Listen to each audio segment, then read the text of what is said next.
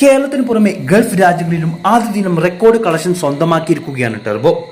Truth Global Films 150-ൽ പരം ലൊക്കേഷനുകളിലായി GCCയിൽ റിലീസ് ചെയ്ത ചിത്രത്തിന് കേരളത്തിൽ ലഭിച്ചതിനേക്കാൾ വലിയ പ്രേക്ഷക സ്വീകാര്യതയും കളക്ഷനുമാണ് GCCയിൽ ലഭിച്ചിരിക്കുന്നത്.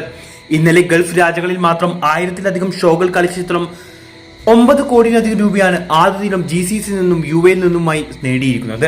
ഇതോടെ കേരളത്തിൽ ഇതുപോലെ ഇതുവരെ മമ്മൂക്കയുടെ കരിയറിലെ ഹയസ്റ്റ് ഫസ്റ്റ് ഡേ ഗ്രോസർ ആയിരുന്ന ഭീഷ്മപർവത്തിന്റെ റെക്കോർഡ് തകർത്ത് പുതിയ റെക്കോർഡ് സൃഷ്ടിച്ചിരിക്കുകയാണ് ടെർബോ.